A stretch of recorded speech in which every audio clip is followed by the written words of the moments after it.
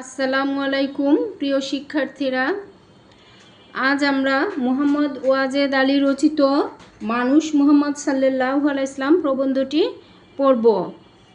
প্রবন্ধটি আমাদের মহানবী হজরত মুহাম্মদ সাল্লাল্লাহু আলাইহি সাল্লামকে নিয়ে লেখা। আসো আমরা প্রবন্ধটি পড়া শুরু করি। হজরতের মৃত্যুর কথা প্রচারিত হইলে মদিনায় যেন আঁধার ঘনাইয়া আসিল।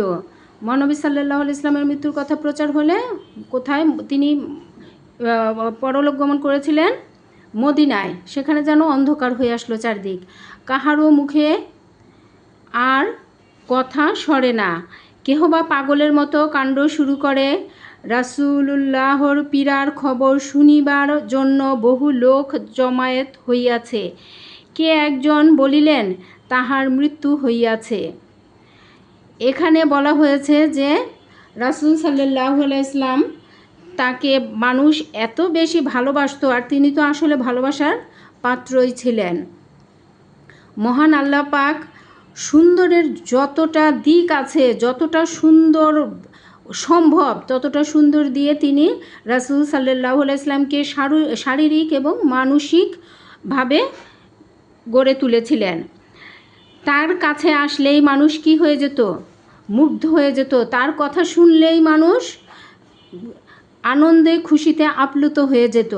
কাজেই তিনি তার যখন মৃত্যুর খবর মদিনায় প্রচার হইল, তখন এক একজন এক এক রকম কাণ্ড করতে শুরু করলো। কেউ পাগলের মতো কাণ্ড শুরু করলো, কেউ খবর শোনার জন্য কি করলো, কেউ বসে গেল, দাঁড়ানো থেকে বসে গেল, কেউ বসা থেকে দাঁড়িয়ে গেল, কেউ ছোটাছুটি করতে শুরু করলো। এই অবস্থা শুরু হলো। আচ্ছা, বীরবাহু ওমর উলঙ্গ তরবারি হাতে লইয়া লাফাইয়া উঠিলেন। যে বলিবে হজরত মরিয়াছেন তাহার মাথা যাইবে। এখানে বীরবাহু ওমর রাদিয়াল্লাহু আনহুর কথা আমরা আগে একটা কবিতার মধ্যে পড়েছি। তিনি ইসলামের দ্বিতীয় খলিফা। তিনি ছিলেন এই যে বীরবাহু মানে বীরদের মধ্যে শ্রেষ্ঠ, সেটা ইসলাম গ্রহণের পূর্বেও এবং পরেও। তিনি তরবারি বের করে একদম লাফাইয়া উঠলেন। লাফ দিয়ে উঠে বললেন, যে বলেছে যে হজরত মারা গিয়েছেন তার মাথা কেটে ফেলবো। আচ্ছা, পরে আসো আমরা দেখি কি বলছেন। মহামতি আবু বকর শেষ পর্যন্ত হজরতের মৃত্যু শয্যার পাশে ছিলেন। মৃত্যুর শেষ আর কি পূর্ব মুহূর্ত পর্যন্ত তা নবীজির পাশে ছিলেন মহামতি আবু বকর। তিনি ছিলেন প্রথম খলিফা ইসলামের। তিনি গম্ভীরভাবে জনতার মধ্যে দাঁড়াইলেন। তিনি ভাবগম্ভীরভাবে জনতার মাঝখানে দাঁড়ালেন, বললেন, এটা কিন্তু সাধু ভাষায় রচিত গল্পটা। যাহারা হজরতের পূজা করিত তাহারা জানুক তিনি মারা গিয়াছেন। বলছে যাহারা হজরতকে কি পূজার চোখে দেখত, দেবতার চোখে দেখত, তারা জানুক তিনি মারা গিয়েছেন। আর যাহারা আল্লাহর উপাসক, আর যারা আল্লাহকে কি করে? ইবাদত করে, আল্লাহকেই এক বলে স্বীকার করে, তাদের জানা উচিত আল্লাহ অমর এবং অবিনশ্বর, এবং তাদের জানা উচিত যে আল্লাহই হচ্ছেন এই জগতের প্রতিপালক, সকল জীবের সৃষ্টিকর্তা। কাজেই সেই সৃষ্টিকর্তা আমাদের অমর এবং অবিনশ্বর। আর এই যে এখানে হজরত মুহাম্মদ সাল্লাল্লাহু আলাইহি সাল্লামের কথা বলা হয়েছে যে পূজা করিত, মানে যারা তাকে কি ওই যে ছাড়া, নবুয়ত ছাড়া যারা তাকে মনে করতো যে না উনিও কি নবীজিও একজন, তিনি কখনই মরবেন না, তিনি আল্লাহর নবী প্রেরিত পুরুষ, কিন্তু তার মৃত্যু নেই, এই কথা যারা মনে করতো তাদেরকে বলা হচ্ছে যে তারা জানুক নবীজি মারা গিয়েছেন। কিন্তু অবিনশ্বর অমর একমাত্র শুধু আমাদের মহান আল্লাহ, যিনি আমাদের সবাইকে হজরত মুহাম্মদ সাল্লাল্লাহু আলাইহি সাল্লামকে পর্যন্ত সৃষ্টি করেছেন। আল্লাহর সুস্পষ্ট বাণী, মুহাম্মদ সাল্লাল্লাহু আলাইহি সাল্লাম একজন রাসূল, বই আর কিছুই নন। বলছেন আল্লাহর একেবারে স্পষ্ট বাণী, মুহাম্মদ সাল্লাল্লাহু আলাইহি সাল্লামও একজন রাসূল। তার পূর্বে আরও অনেক রাসূল মারা গিয়েছেন, নবীজির পূর্বে অনেক রাসূল পৃথিবীতে এসেছেন। তারাও মারা গিয়েছেন। রাসূল সাল্লাল্লাহু আলাইহি ওয়াসাল্লাম মরিতে পারেন, নিহত হইতে পারেন, তাই বলিয়া তিনি যে সত্য তোমাদের দিয়া গেলেন তাহাকে কি তোমরা মাথা পাতিয়া গ্রহণ করিবে না? বলছে তিনি মরে গেছেন, নিহত হতে পারেন, মরতে পারেন, সবই পারেন, কারণ তিনি তো আল্লাহর সৃষ্টি, আমরা সবাই আল্লাহর সৃষ্টি। তাই বলে তিনি নেই এখন আমাদের মাঝে, তাই বলি কি তিনি যে সত্য সুন্দরের সন্ধান আমাদেরকে দিয়ে গেলেন সেটা কি আমরা মাথা পেতে নিব না? এই বিশ্বভুবনে ওই দূর অন্তরিক্ষে যাহা কিছু দেখিতে পাও সবই আল্লাহর সৃষ্টি। এই বিশ্বভুবনে মানে এই পৃথিবীতে, আর ওই দূর অন্তরিক্ষে হচ্ছে আসমানে, আকাশে। আকাশেও কিন্তু আমাদের পৃথিবীতে আমাদের যেমন নানা কিছু গাছ গাছালি, ঘর বাড়ি, নদী, রাস্তাঘাট, পুকুর, এই সমস্ত ওই অন্তরিক্ষ মানে আকাশ। আকাশও কিন্তু একটা পরিবার রয়েছে, সেটা হচ্ছে কি নক্ষত্ররাজিকে নিয়ে আকাশের একটা পরিবার। ওই অন্তরিক্ষে যা কিছু দেখতে পাও সবই আল্লাহ পাকের সৃষ্টি। তারই দিকে সকলের মহাযাত্রা, এই লাইনটা কিন্তু একটা গুরুত্বপূর্ণ লাইন। বলছে সব কিছুই আল্লাহ সৃষ্টি এবং তারই দিকে সকলের মহাযাত্রা, তারই দিকে সবাইকে ফিরে যেতে হবে আল্লাহর কাছে, সেটাই বলা হয়েছে। হজরত আবু বকরের গম্ভীর উক্তিতে সকলেরই চৈতন্য হইল। এই কথায়, হজরত আবু বকরের কথায় সবাই যেন সম্বিত ফিরে পেল, মানে জ্ঞানে ফিরে আসলো। এতক্ষণ তারা পাগলের মতো বিহব্বল হয়ে গিয়েছিল। হজরত ওমরের শিথিল অঙ্গ মাটিতে লুটাইল। হজরত ওমরের কি মাটিতে যেন, এই কথা শুনে যেন মাটিতে লুটিয়ে পড়লেন, কারণ তিনি এতক্ষণ বলছেন যে বলে যে নবীজি মারা গেছেন তার মাথা কেটে নিব। এখন এসব কথা শুনে সে কি করলেন, মাটিতে লুটিয়ে পড়লেন। তাহার স্মরণ হইল হজরতের বাণী, নবীজির বাণী হজরত উমরের মনে পড়ল, আমি তোমাদেরই মতো একজন মানুষ মাত্র। বলছে তিনিও সবার মতোই একজন মানুষ। তাহার মনে পড়িল কুরআনের আয়াত, পবিত্র কুরআনের একটা আয়াতের কথাও তার সেই সময় মনে পড়ল, মুহাম্মদ, মৃত্যু তোমারও ভাগ্য তাহাদেরও ভাগ্য, মানে মৃত্যুর স্বাদ পৃথিবীর সকল প্রাণী একদিন না একদিন গ্রহণ করবে। আচ্ছা, তাহার অন্তরে ধ্বনিয়া উঠিল মুসলিমের গভীর প্রত্যয়ের স্বীকারোক্তি, অমর সাক্ষ্য, মুহাম্মদ সাল্লাল্লাহু আলাইহি ওয়াসাল্লাম আল্লাহর দাস, মানুষ ও রাসূল।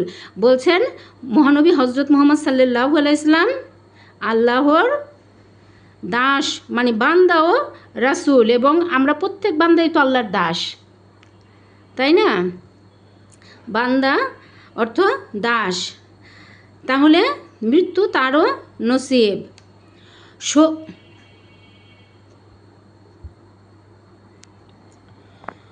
শোকের প্রথম প্রচণ্ড আঘাতে আত্মবিস্মৃতির পূর্ণ সম্ভাবনার মধ্যে দাঁড়াইয়া স্থৌধি হজরত আবু বকর রাসূল রাদিয়াল্লাহু আনহু রাসূলের প্রতি শ্রদ্ধা নিবেদনের সীমারেখা সৃষ্টি করিয়া তুলিলেন। তিনি রাসূল, কিন্তু তিনি মানুষ, আমাদেরই মতো দুঃখ বেদনা জীবন মৃত্যুর অধীন রক্ত মাংসে গঠিত মানুষ। এ কথায় বৃদ্ধ হজরত আবু বকর সিদ্দিক রাদিয়াল্লাহু আনহু মূর্ছিত মুসলিমকে বুঝাইয়া দিলেন। এই যে শোকের প্রচণ্ড আঘাত পেয়েছে সবাই, এই শোকের মধ্যে কেউ কি পড়েছে যে মাটিতে লুটিয়ে পড়েছে, কেউ পাগলের মতো দৌড়াদৌড়ি করছে, এক একজন এক এক রকম করছে। এ সময় আবারও হজরত আবু বকর রাদিয়াল্লাহু আনহু নবীজির প্রতি শ্রদ্ধা রেখে বললেন, তিনি রাসূল কিন্তু তিনি মানুষ, এবং তিনিও কি আমাদের মতোই সুখ দুঃখ আনন্দ বেদনার অধীন এবং রক্ত মাংসে গড়া মানুষ, কাজেই তিনিও মরিতে পারেন। তিনি মানুষের মন আকর্ষণ করিয়াছিলেন মুখ্যত তাহার মানবীয় গুণাবলী দ্বারা। এই যে এখানে মুখ্যত তাহার মানবীয় গুণাবলী, কার মানবীয় গুণাবলী? আমাদের নবীজি সাল্লাল্লাহু আলাইহি সাল্লামের মানবীয় গুণাবলী। মানবীয় গুণাবলী কি? মানুষের মানুষ হওয়ার জন্য যে সমস্ত গুণাবলী মানুষের দরকার সেগুলোই হচ্ছে মানবীয় গুণাবলী। এখানে আমাদের নবীজির যে মানবীয় গুণাবলী, এ প্রবন্ধে কিন্তু এই মানবীয় গুণাবলী যদি আমরা পড়ি নবীজির, তাহলে আমাদের মোটামুটি সব প্রশ্নের উত্তর গুছানো হয়ে যায়। মক্কার শ্রেষ্ঠ বংশে তিনি জন্মিয়াছিলেন, কিন্তু বংশগৌরব হজরতের সচেতন চিত্তে মুহূর্তের জন্য স্থান লাভ করে নাই। বলছেন মক্কার সর্বশ্রেষ্ঠ বংশে তিনি জন্মগ্রহণ করেছেন, কিন্তু ওই বংশগৌরব কখনোই তার মধ্যে ছিল না। জন্ম দুঃখী হইয়া তিনি সংসারে আসিয়াছিলেন। এই দুঃখের বেদনা তাহার দেহ সৌন্দর্য ও চরিত্র মাধুরীর সহিত মিলিয়া তাহাকে নরনারীর একান্ত প্রিয় করিয়া তুলিয়াছিলেন। জন্ম দুঃখী হইয়া কেন সংসারে এসেছিলেন? এখানে সংসার মানে দুনিয়াতে, পৃথিবীতে। আর জন্ম দুঃখী হয়ে মানে তার বাবা তার জন্মের আগেই মারা যান, এজন্য তাকে জন্ম দুঃখী বলা হয়েছে। আচ্ছা, আবল্য তিনি ছিলেন আল আমিন, বিশ্বস্ত, প্রিয়ভাষী, সত্যবাদী। আল আমিন ছিল নবীজির উপাধি। আরবের যখন একেবারে মারামারি, হানাহানি, কাটাকাটি চলতো, কেউ কাউকে বিশ্বাস পর্যন্ত করতো না, তখনও কিন্তু আরবিরা কি করতো? বিধর্মীরা নবীজি সাল্লাল্লাহু আলাইহি ইসলামের কাছে তাদের টাকা পয়সা, ধন দৌলত, হীরা জহরত আমানত হিসেবে রেখে যেতেন, তাকে বিশ্বাস করতেন। এই বিশ্বাসের কারণেই এবং তিনি এই বিশ্বস্ততা ধরে রাখতে পেরেছিলেন বলেই আরবের বিধর্মীরা পর্যন্ত তাকে আলামিন নামে ডাকতো, আলামিন উপাধি দিয়েছিলেন। এই আলামিন শব্দের অর্থ হচ্ছে বিশ্বস্ত। তিনি ছিলেন প্রিয়ভাষী এবং সত্যবাদী। তাহার অসাধারণ যোগ্যতা, বুদ্ধি, বিচার শক্তি, বলিষ্ঠ দেহ দেখিয়া মানুষ অবাক হইয়া যাইত। এই সকল গুণ বিবি খাদিজাকে আকর্ষণ করিয়াছিল। বলছে তাহার যে কোনো কাজে অসাধারণ যোগ্যতা ছিল, বুদ্ধি, বিচার শক্তি একেবারে অসম্ভব পরিমাণে ছিল, যা দেখে আমাদের কি প্রিয় নবীর প্রথম স্ত্রী বিবি খাদিজা রাদিয়াল্লাহু আনহা তার প্রতি আকর্ষণ অনুভব করেছিলেন। বস্তুত হজরতের রূপ লাবণ্য ছিল অপূর্ব, অসাধারণ। এখানে বলা হচ্ছে বস্তুত হজরতের রূপ লাবণ্য অপূর্ব, অসাধারণ। এই অপূর্ব অসাধারণ কথা দিয়ে কিন্তু হজরতের রূপকে বর্ণনা করা যায় না, কারণ এই শব্দেরও বাইরে, এই শব্দের থেকেও অতিরিক্ত তিনি সুন্দর। পৃথিবী আল্লাহ যত সুন্দর দিয়ে সৃষ্টি করেছেন, সকল সৌন্দর্য তিনি নবীজির মধ্যে দিয়েছিলেন। সারা পৃথিবীর সকল সৌন্দর্য নবীজির মধ্যে দিয়ে তিনি সৃষ্টি করেছিলেন নবীজিকে, আর সারা পৃথিবীতে দিয়েছিলেন সেই অর্ধেক পরিমাণ সৌন্দর্য। তাহলে এই শব্দ দুটো দিয়ে নবীজির সৌন্দর্যকে আমরা আসলেই সঠিকভাবে প্রকাশ করতে পারি না। মক্কা হইতে মদিনায় হিজরতের পথে এক পরহিতব্রতী দম্পতির কুটিরে তিনি আশ্রয় নেন। মক্কা থেকে যখন মদিনায় তিনি হিজরত করছিলেন নবীজি, তখন পরহিতব্রতী শব্দের অর্থ হচ্ছে যারা পরের জন্য কি পরের উপকারের জন্য কাজ করে, সেরকম একজন দম্পতির কুটিরে তিনি আশ্রয় নেন। রাহি পথিকদের সেবা করাই ছিল তাহাদের ব্রত। বলছেন রাহি পথিকদের, ওই রাহি যারা ওই পথিকদের সেবা করাই ছিল ওই দম্পতির ব্রত, মানে তাদের ইচ্ছা। হজরত যখন আসিলেন, কুটির স্বামী আবু মাবদ মেষপাল চড়াইতে গিয়েছিলেন। হজরত যখন ওই কুটিরে আশ্রয় নেন, তখন কুটিরের স্বামী, তার নাম ছিল আবু মাবদ, তিনি মেষ চড়াইতে গিয়েছিলেন, বাড়িতে ছিলেন না। তাহার পত্নী উম্মে মাবদ ছাগি দুগ্ধ দিয়া হজরতের তৃষ্ণা দূর করিলেন। তার পত্নী বাড়িতে ছিলেন, তিনি কি করলেন? তার নাম ছিল উম্মে মাবদ। আসলে উম্মে মাবদ না, তিনি ওই যে আমরা যেমন বলি না হাজব্যান্ডের নামের সাথে মহিলার নাম, যে যদি একজনের নাম হয় মিস্টার আলিফ, তাহলে তার ওয়াইফ হচ্ছেন মিসেস আলিফ, আমরা সেরকম বলি না। এইখানে কিন্তু সেই আমরা যদি বলি যে বোর নাম ছিল উম্মে মাবদ, তাহলে কিন্তু ভুল হবে। ওই স্বামী যেহেতু আবু মাবদ, তো ওয়াইফ হচ্ছেন উম্মে মাবদ, মানে মাবদের ওয়াইফ। তিনি ছাগি দুগ্ধ দিয়া হজরতের কে তৃষ্ণা দূর করলেন। আমরা কেউ আসলে তাকে প্রথমে পানি খেতে দেই অথবা শরবত দেই, তিনি ছাগির দুগ্ধ দিয়েছিলেন, ছাগির দুধ। গৃহপতি ফিরিলে এই নারী স্বামীর কাছে নব অতিথির রূপ বর্ণনা করেন। এই যে উম্মে মাবদ যে আমাদের নবীজির রূপ বর্ণনা করেছিলেন, এর থেকে অনেক অনেক অনেক গুণ, লক্ষ লক্ষ কোটি কোটি গুণ বেশি সুন্দর ছিলেন নবীজি, তা আমরা স্বীকার করি। তারপরও এই যে সৌন্দর্যের আমাদের প্রবন্ধে যে সৌন্দর্যটুকু ফুটে উঠেছে, এটা কিন্তু তোমরা একটু মুখস্থ করার চেষ্টা করো। সুন্দর সুদর্শন পুরুষ তিনি, উম্মে মাবদের আর কি বর্ণনা এখানে। তাহার শীর্ষে সুদীর্ঘ কুঞ্চিত কেশপাশ, সুদীর্ঘ মানে তার, আমরা জানি যে নবীজির ঘাড় পর্যন্ত চুল ছিলেন এবং সেই চুল একটু কুঞ্চিত ছিল, একটু হালকা কোঁকড়ানো ছিল, কেশপাশ মানে চুল সমুদয়। বয়ানে অপূর্ব কান্তশ্রী, বয়ানে মানে জবানে, কথায় অপূর্ব সৌন্দর্যের মাধুরী ছড়ায়। তাহার আয়ত কৃষ্ণ দুটি চোখ, আয়ত অর্থ কিন্তু আয়তক্ষেত্র জানো না, আয়তক্ষেত্র হচ্ছে একটু লম্বা, বলছে তার চোখ দুটো বেশ বড় বড়। কাজল রেখার মতো যুক্ত ভ্রুযুগল, এখানে বলা হচ্ছে যে কাজল রেখার মতো মানে একেবারে কুচকুচে কালো তার দুইটি ভ্রু, এবং যুক্ত বলছে যে আমাদের এখানে কপালের মাঝখানে একটু ফাঁকা না, ওনার ছিলেন কি ভ্রুযুগল ছিল জোড়া।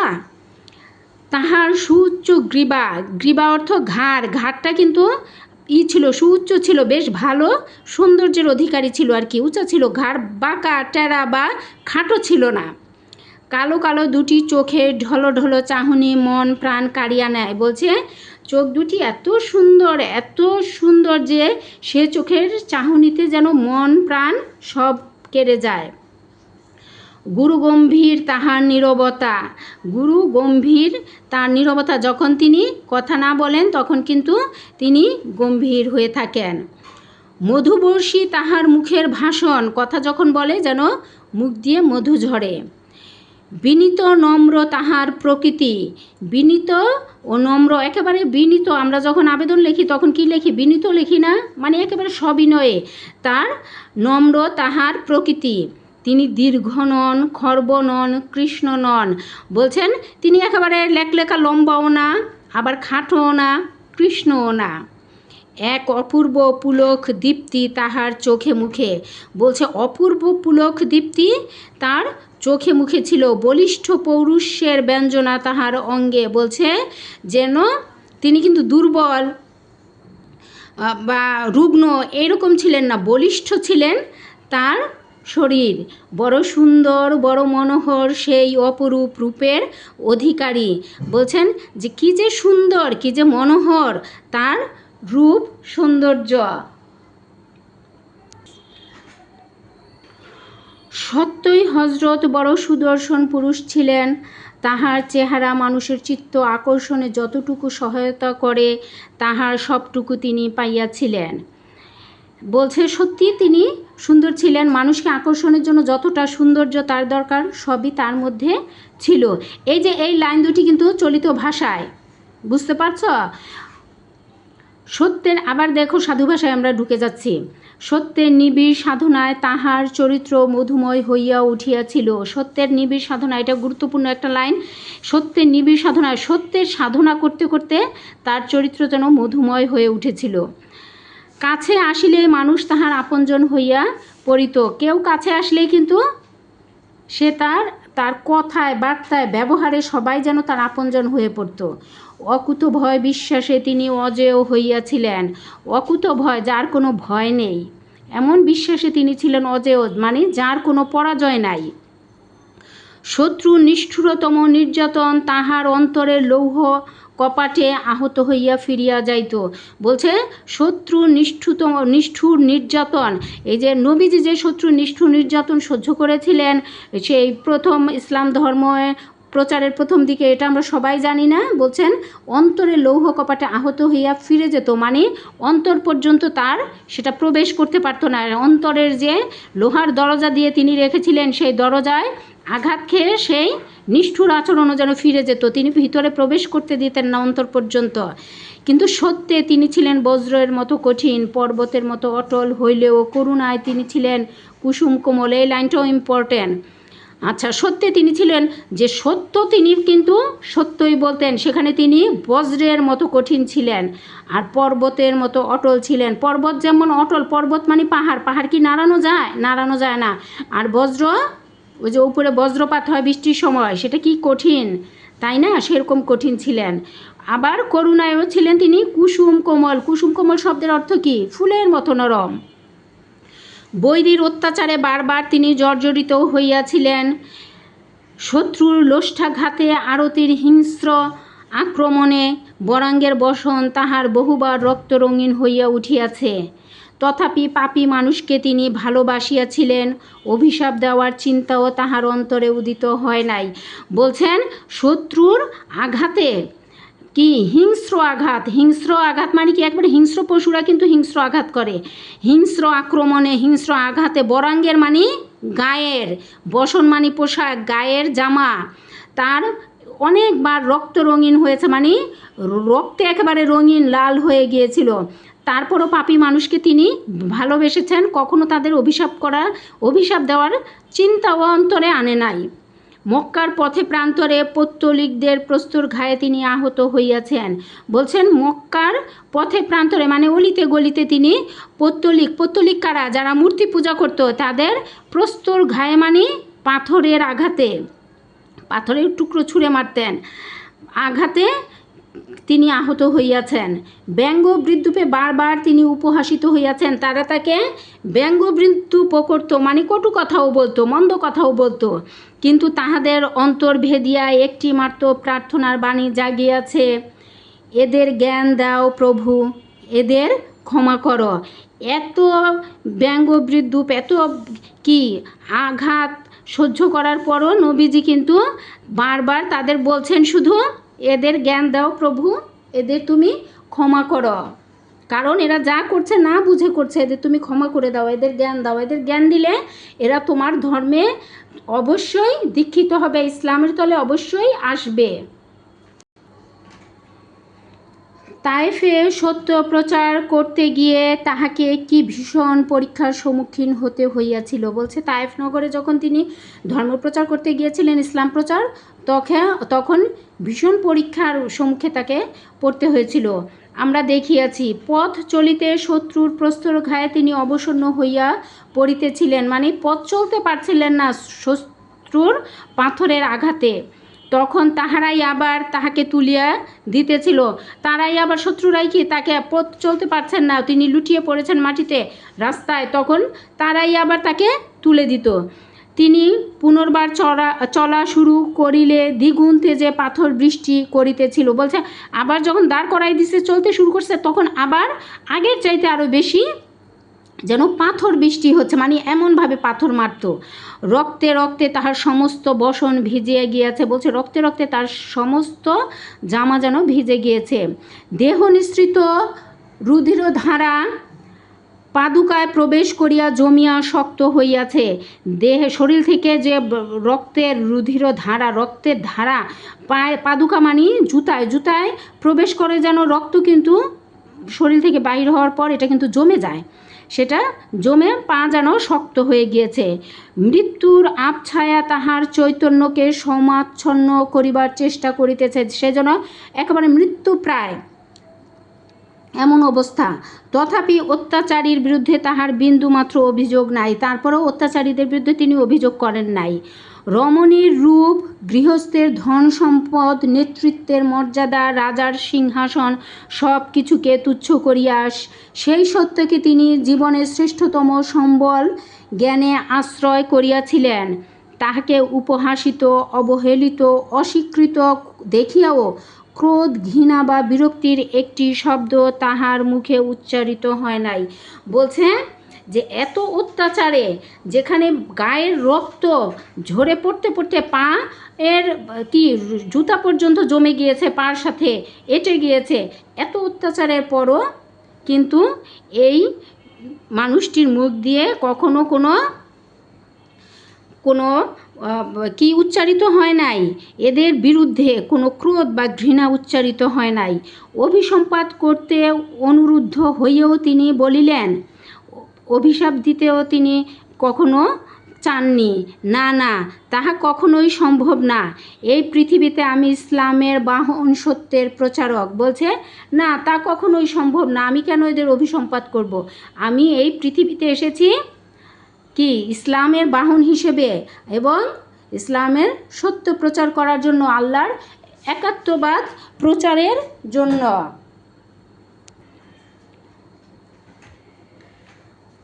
মানুষের দ্বারে দ্বারে সত্যের বাণী বহন করা আমার কাজ। বলছে মানুষের কাছে তো সত্যের বাণী পৌঁছে দেয় আমার কাজ। আজ যাহারা সত্যকে অস্বীকার করিতেছে তাহাকে মারিতে উদ্যত হইতেছে, হয়তো কাল তাহারা তাহাদের অনাগত বংশধরেরা ইসলাম কবুল করবে। বলছে আজকে যারা আমার কে কী করছে, মারছে, তারা না হোক তাদের বংশধররা হয়তো কালকে ইসলাম কবুল করবে। আপনার আঘাত জর্জরিত দেহের বেদনায় তিনি কাতর, সত্যকে ব্যাহত দেখিয়া মনের ব্যথা তাহার সেই কাতরতাকে ছাপাইয়া উঠিল। তিনি ঊর্ধ্বদিকে বাহু প্রসারণ করিয়া বলিলেন, তোমার পতাকা যদি দিয়াছ প্রভু, হীন আমি, তুচ্ছ আমি, নির্বল আমি, তাহা বহন করিবার শক্তি আমায় দাও। বলছেন এই যে তাদের তো কখনো অভিসম্পাত করেনি নাই, বরঞ্চ আল্লাহর কাছে শক্তি চেয়েছেন। বলছে তোমার এই পতাকা আমাকে দিয়েছ, এখন আমি অতি হীন, আমি অতি তুচ্ছ, এই যে কাজ আমাকে দিয়েছ সে কাজ সম্পন্ন করার শক্তি আমায় দাও। বিপদ বারণ তুমি, অসরণের স্মরণ তুমি, তোমার সত্য মানুষের দ্বারে পৌঁছাইয়া তাহাকে উন্নীত করিলেন যাহারা, তাহাদের পংক্তিতে আমায় স্থান দাও। বলছে যারা তোমার সত্য দ্বারে দ্বারে পৌঁছে দিয়ে সফল হয়েছেন তাদের কাতারে তুমি আমাকে ঠাঁই দাও। মক্কাবাসীরা হজরতের নবিত্ব লাভের শুরু হইতেই তাহার প্রতি কি নির্মম অমানসিক অত্যাচার চালাইয়াছিল।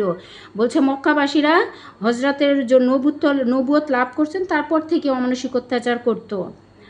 যখন তাহাদের নির্যাতন সহনাতীত হইল, যখন দেখা গেল কুরাইশরা সত্য গ্রহণ করিবে না, হজরত মদিনায় চলে গেলেন। বললেন কুরাইশরা যখন দেখলো একবার সত্যকে গ্রহণই করছেন, তখন তিনি মদিনায় হিজরত করলেন। পথে তাহাকে হত্যা করিবার জন্য তাহার ও হজরত আবু বকরের ছিন্ন মুন্ডু আনিবার জন্য বিপুল পুরস্কার লোভ দেখাইয়া ক্ষুধার্ত ব্যাঘ্রের মতো হিংস্র শত শত ঘাতক পাঠানো হলো। বলছে মদিনায় হিজরতের সময় নবীজিকে ধরার জন্য অনেক টাকা পয়সা ধরে আর কি তার মুন্ডুটাকে ছিনিয়ে আনার জন্য অনেক টাকা পয়সার লোভ দেখিয়ে একেবারে ক্ষুধার্ত বাঘ যেমন ক্ষুধার্ত হয় সেরকম অনেক হিংস্র ঘাতককে তাকে ধরে আনার জন্য, তার কাটা মুন্ডু আনার জন্য অর্থের লোভ দেখিয়ে তাদের পাঠানো হলো। বদর, ওহদ ও আহজাব বা খন্দক যুদ্ধ মক্কা বাসিন্দারা এবং তাহাদের মিত্র জাতিরা সম্মিলিত হইয়া ইসলামের ও মুসলিমের চিহ্নটুকু পর্যন্ত ধরাপৃষ্ঠ হইতে মুছিয়া ফেলিবার জন্য প্রাণপণ চেষ্টা করিল। এখানে কয়েকটা যুদ্ধের কথা বলা হয়েছে ইসলামী যুদ্ধ, যে সেটা হচ্ছে বদর, ওহদ ও আহজাব যুদ্ধে কি একেবারে মুসলমানদের নিশ্চিহ্ন করে দেওয়ার চেষ্টা করা হয়েছিল। খয়বরের যুদ্ধে হজরতের পরাজয়ের মিথ্যা সংবাদ শুনিয়া হজরতের মৃত্যুর সম্ভাবনায় আনন্দে আত্মহারা হইয়া পড়িল। বলছে খয়বরের যুদ্ধে, এগুলো কিন্তু বহু নির্বাচনের জন্য ইম্পর্ট্যান্ট, হজরতের পরাজয়ের মিথ্যা সংবাদ শুনে কি করলো, তারা একেবারে আনন্দে ফেটে পড়ল। হুদায়বিয়ার সন্ধিতে হজরতের শান্তিপ্রিয়তার সুযোগ লইয়া মুসলিমের স্কন্ধে ঘোর অপমানের শর্ত চাপাইয়া দেওয়ার পরও তাহাদের সহিত বিশ্বাসঘাতকতা করিতে চাহিল এবং তারপর হজরত সেই দিন বিজয়ী বেশে মক্কায় প্রবেশ করিলেন। এখানে বলছে খয়বরের যুদ্ধেও পরাজয়ের মিথ্যা সংবাদ বললে তারা কি করলো, মৃত্যু সম্ভাবনার আনন্দে আত্মহারা হয়ে উঠলো যে খয়বরের যুদ্ধে পরাজয় হয়েছে, এবার তো নবীজির মৃত্যু হবে। আবার হুদায়বিয়ার সন্ধিতে হজরতের শান্তির প্রিয়তার সুযোগ নিয়ে মুসলমানদের স্কন্ধে ঘোর অপমানের শর্ত চাপিয়ে দিল এবং বিশ্বাসঘাতকতা করিতে চাইল।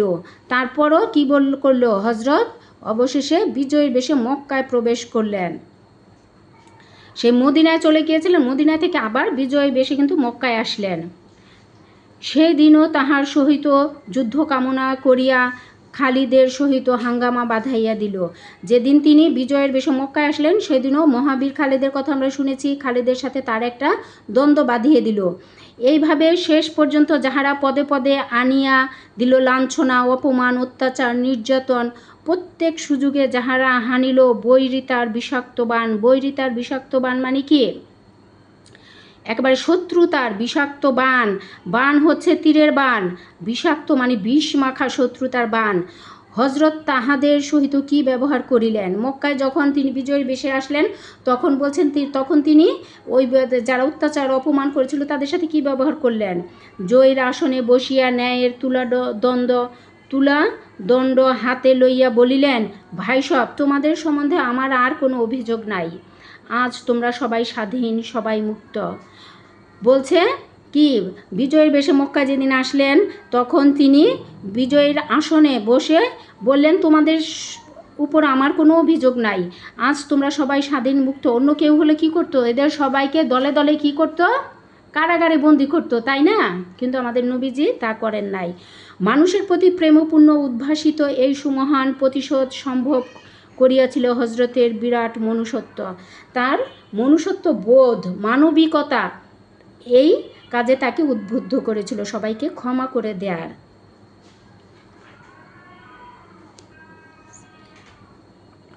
শুধু প্রেম করুণায় নয়, মানুষ হিসেবে আপনার তুচ্ছতাবোধ, আপনার ক্ষুদ্রতার অনুভূতি তাহার মহিমা গৌরবকে মুহূর্তের জন্য ছাপাইয়া উঠিতে পারে নাই। বলছে শুধু প্রেম আর করুণা নয়, নিজের কি মানুষ হিসেবে নিজেকে অনেক তুচ্ছ মনে করতেন, নিজেকে ক্ষুদ্র মনে করতেন।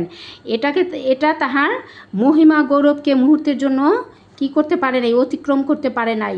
মক্কা বিজয়ের পর হজরত সাফা পর্বতের পাশে বসিয়া সত্যান্বেষী মানুষকে দীক্ষা দান করিতেছেন। এমন সময় একটি লোক তাহার কাছে আসিয়া ভয়ে কাঁপিতে লাগিল।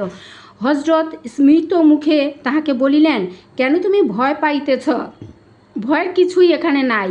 আমি রাজা নই, সম্রাট নই, মানুষের প্রভু মাত্র, মানুষের প্রভুও নই। এটা কিন্তু গুরুত্বপূর্ণ লাইন। আমি এমন এক নারীর সন্তান, সাধারণ শুষ্ক মাংসই ছিল যাহার নিত্য কারাহার্য। এখন ওই যে মক্কা বিজয়ের পর তিনি কী করলেন, মক্কার পাশে যে সাফা ছিল, সাফা পর্বত, তার পাশে বসে তিনি মানুষকে কি করতেন, সত্যের সন্ধান দিতেন, ইসলামের দাওয়াত করতেন।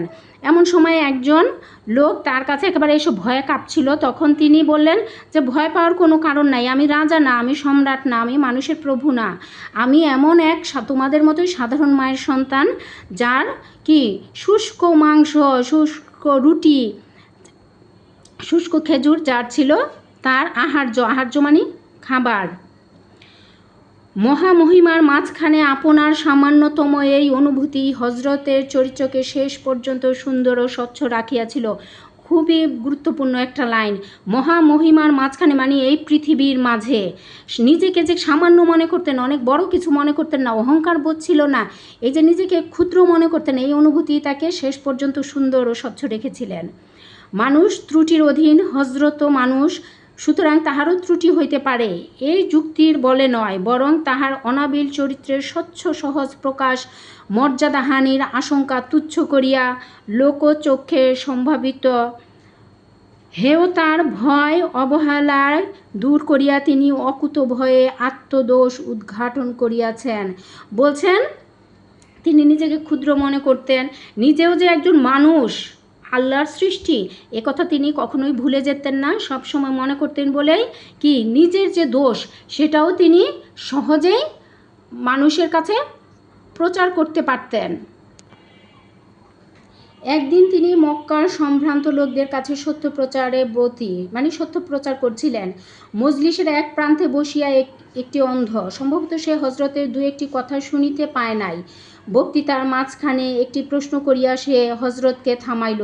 বাধা পাইয়া হজরতের মুখে ঈষৎ বিরক্তির আভাস ফুটিয়া উঠিল, তাহার ললাট সামান্য কুঞ্চিত হইল। বলছেন একদিন মক্কার সম্ভ্রান্ত লোকদের কাছে তিনি ইসলাম প্রচার করছিলেন। এই সময় একজন অন্ধ ব্যক্তি হয়তো দু একটা কথা না বুঝে তাকে থামিয়ে দিল, এবং এতে কি নবীজি বলছেন তার মুখে হঠাৎ ঈষৎ একটু বিরক্তির ভাব ফুটে উঠেছিল এবং কপালটা একটু কুঞ্চিত হয়েছিল। ব্যাপারটি এমন কিছুই গুরুতর নয়, বক্তৃতায় বাধা হইলে বিরক্তির অতি স্বাভাবিক। বলছে এমন গুরুত্বপূর্ণ নয়, বক্তৃতায় বাধা পেলে তো একটু বিরক্তি আসে। আবার দুঃখী দুর্বল মানুষ লোকদের হজরত বড় আদর করিতেন, কাহারও ইহা অজ্ঞাত নয়। বলছে দুঃখী লোকদের তিনি আদর করতেন বেশি, এটা কারোই অজ্ঞাত নয়, মানে অজানা নয়। সুতরাং তিনি অন্ধকে ঘৃণা করিয়াছেন, কাঙাল বলিয়া তাহাকে হেলা করিয়াছেন, এই কথা কাহারও মনে আসে নাই। এমন কথা মনে আসে নাই। কিন্তু তাহার এই তুচ্ছতম ত্রুটির প্রতি ইঙ্গিত আসিল কুরআনের একটি বাণীতে। তিনি বিনা দ্বিধায় বিনা সংকোচে তাহা সকলের কাছে প্রচার করলেন। বললেন, এই যে এই ঘটনাটা, তিনি যে একটু হয়েছিলেন, ঈষৎ বিরক্ত হয়েছিলেন, এটা কিন্তু কোরআনের আয়াতে আল্লাহ পাক তাকে সরাসরি জানিয়ে দিলেন। এটা কিন্তু তিনি অন্যের কাছে না জানালেও পারতেন, প্রকাশ না করলেও পারতেন, কিন্তু তিনি অতি সহজ সরল ভাষায় যখন এটা কোরআনের আয়াত নাজিল হলো, তিনি আবার সবাইকে বলে দিলেন যে আমার সেদিন এরকম হয়েছিল, এই জন্য আল্লাহ পাক কোরআনের আয়াত সৃষ্টি করেছেন, কোরআনের আয়াত পাঠিয়েছেন। মানুষ হিসেবে যে ক্ষুদ্রতা বোধ, মানুষের সহজ দৈন্যের যে নির্মল অনুভূতি হজরতকে আপনার দোষ ত্রুটি সাধারণের চোখে এমন নির্বিকারভাবে ধরাইয়া দিতে প্ররোচিত করিয়াছিল, তাহাই আবার তাহার মহিমায়িত্ব জীবনে ইচ্ছা স্বীকৃত দারিদ্র্যের মাঝখানে প্রদীপ হইয়া জ্বলিয়াছিল। বলছে মানুষ হিসেবে তিনি যে সহজ সরল অনুভূতির অধিকারী ছিলেন, সেটাই তাকে কি দরিদ্রের মাঝখানে প্রদীপ হয়ে জ্বলার চেষ্টা করেছিল, মানে অন্ধকারের মধ্যে তিনি যেন জ্বলে উঠেছিলেন। অনাত্মীয় পরিপার্শ্বের মধ্যেও নিবিড় নির্বিচার ভক্তি শ্রদ্ধা স্বীকৃতি ও আনুগত্য তিনি বড় অল্প পান নাই। বলছে তিনি সবার কাছ থেকে ভক্তি শ্রদ্ধা তিনি পেয়েছেন। শত শত বরং সহস্র সহস্র মুসলিম তাহার ব্যক্তিগত পারিবারিক সুখ স্বাচ্ছন্দ্যের উপকরণ সংগ্রহ করিয়া দিতে সর্বদা শুধু ইচ্ছুক নয়, সমুৎসুক ছিলেন। বলছেন তার দুঃখ দারিদ্র্য দূর করার জন্য, তাহার ভালো ভালো খাবারের জন্য, পোশাক জামা কাপড়ের জন্য হাজার হাজার লোক তার সে ব্যবস্থা করে দেওয়ার জন্য ইচ্ছুক ছিলেন, ইচ্ছা পোষণ করতেন। কিন্তু হজরত আপনাকে 10 জন মানুষের মধ্যে একজন গণনা করিলেন, কিন্তু তিনি সাধারণ মানুষই নিজেকে মনে করলেন। সকালের সঙ্গী সহচর রূপে সহোদর ভাইয়ের মতাদর্শ প্রয়াসী নেতার কর্তব্য পালন করিলেন। বলছে সঠিক নেতার কর্তব্য পালন করলেন, সেগুলো তিনি কিন্তু গ্রহণ করলেন না। ওই লোভ লালসাকে তিনি সবসময় দূরে ঠেলে রাখতেন। সত্যের জন্য অত্যাচার নির্যাতন সহিলেন, দুঃখে শোকে অশ্রুনীরে তিতি আল্লাহর নামে সান্ত্বনা মানিলেন।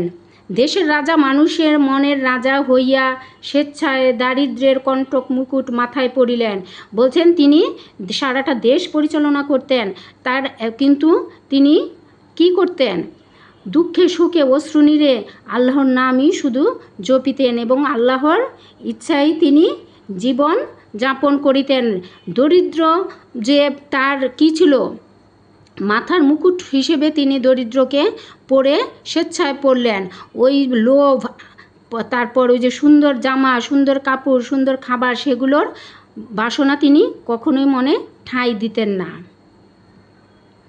তাই তাহার গৃহে সকল সময় অন্ন জুটিত না, তার সবসময় খাবার জুটত না, খাবার আর কি থাকতো না তার ঘরে। ওই যে মানুষের ওইগুলো তো তিনি নিতেন না, তিনি তো আল্লাহর ধ্যানে থাকতেন। নিশার অন্ধকারে প্রদীপ জ্বালিবার মতো তৈলটুকুও সময় সময় মিলত না। বলছে অনেক ঘোর অন্ধকারেও তার ঘরে তেল থাকতো না।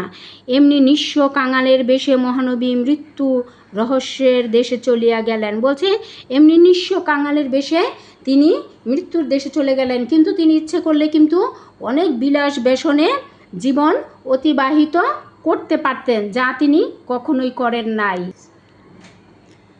স্বামীর মহাপ্রয়াণে বিয়োগ বিধুরা আয়েশার বক্ষ ভেদিয়া শোকের মাতম উঠিল।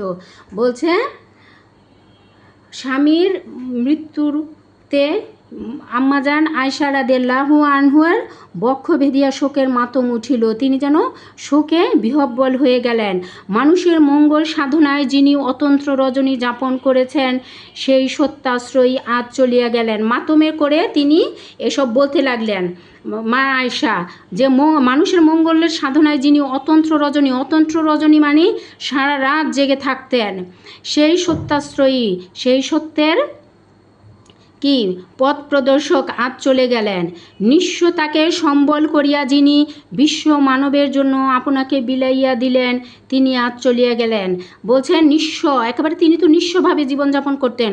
সম্বল করে যিনি বিশ্ব মানবের জন্য, বিশ্বের পৃথিবীর সারা মানুষের জন্য কি করছেন, নিজের সুখ শান্তি সব বিলিয়ে দিয়েছেন, তিনি আজ চলিয়া গেলেন। এগুলো কিন্তু মা আয়েশার কি বলে বলে মাতম করছেন, মানে বলছেন আর কান্না করছেন। সাধনার পথে শত্রুর আঘাতকে যিনি অম্লান বদনে সহিলেন। বলছেন সাধনা করতে যে, ইসলাম প্রচার করতে যে শত্রুর আঘাতকে তিনি অম্লান বদনে, মানে একেবারে হাসি মুখে সয়েছিলেন। হায় সেই দয়ার নবী, মানুষের মঙ্গল বহিয়া আনিবার অপরাধে প্রস্তর ঘায়ে যাহার দাঁত ভাঙিয়াছিল, প্রশস্ত ললাট রুধিরাক্ত হইয়াছিল, আর সেই আহত জর্জরিত মুমূর্ষ দশাতেও তিনি শত্রুকে প্রেম ভরে আশীর্বাদ করিয়াছিলেন, তিনি আজ জীবন নদীর ওপারে চলিয়া গেলেন।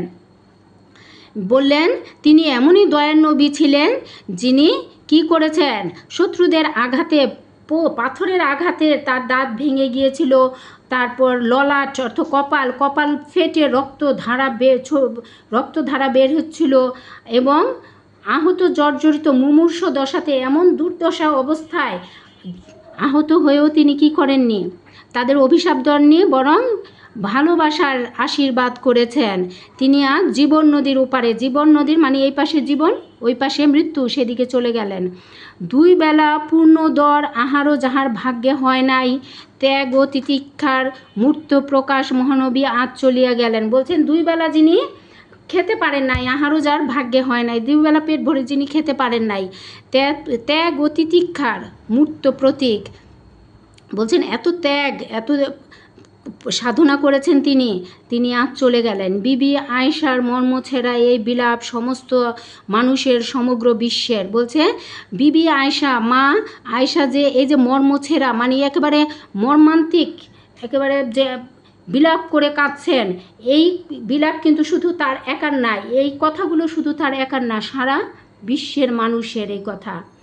শুধু সত্য সাধনা নয়, শুধু ঊর্ধ্ব লোকচারী মহাব্রতীর তত্ত্বানুসন্ধানে নয়, মানুষের সঙ্গে মানুষের ব্যবহারে হজরত মুস্তফা ইতিহাসের একটি অত্যন্ত অসাধারণ চরিত্র। বলছে শুধু সত্য সাধনা নয়, ইসলাম প্রচারে নয়, তার মানুষের সাথে তার যে ব্যবহার ছিল, সেই ব্যবহারে কি এমন ব্যবহার পৃথিবীর ইতিহাসে আর কারো পক্ষে সম্ভব না, শুধু আমাদের নবীজি সাল্লাল্লাহু আলাইহি ওয়াসাল্লামের পক্ষেই সম্ভব। ত্যাগ, প্রেম, সাধুতা, সৌজন্য, ক্ষমা, তিতিক্ষা, সাহস, শৌর্য, অনুগ্রহ, আত্মবিশ্বাস, তীক্ষ্ণ দৃষ্টি ও সমদর্শন, এগুলো কিন্তু সব তার ওই যে মানবিক গুণাবলী, কিন্তু এগুলো প্রত্যেকটা তার মানবিক গুণাবলী। আমরা যখন মানবিক গুণাবলীর প্রশ্ন আলোচনা করব, তখন কিন্তু আমরা এগুলো ভেঙে ভেঙে পড়ব। চরিত্র সৌন্দর্যের এতগুলি দিকের সমাহার ধুলো মাটির পৃথিবীতে বড় সুলভ নয়। বলছে এই দুনিয়াতে এগুলো কিন্তু খুব সহজে দেখা যায় না, চোখে পড়ে না, তাই মানুষের একজন হইয়েও তিনি দুর্লভ, আমাদের অতি আপনজন হইয়েও তিনি অনুকরণীয়, বরণীয়। তা বলছেন যে মানুষের একজন মানুষ হয়ে, রক্ত মাংসের গড়া মানুষ হয়ে তার মতো এমন মানুষ সম্ভব না, হয় না, আমাদের অতি আপনজন হইয়াও তিনি অনুকরণীয়, বরণীয়। বলছেন আমাদের অতি আপনজন, কাছের লোক হয়েও কি তাকে আমরা অনুকরণ করব, তার মতে হওয়ার চেষ্টা করব। আচ্ছা, আমরা ভেঙে ভেঙে পড়লাম, বুঝে বুঝে পড়লাম। আগামী ক্লাসে সবাইকে আবার সহজে পড়া শিখির পাশে থাকার আমন্ত্রণ জানিয়ে আজকের ক্লাস আমি এখানেই শেষ করছি। সবাই ভালো থেকো, সুস্থ থেকো। ধন্যবাদ সবাইকে। আসসালামু আলাইকুম।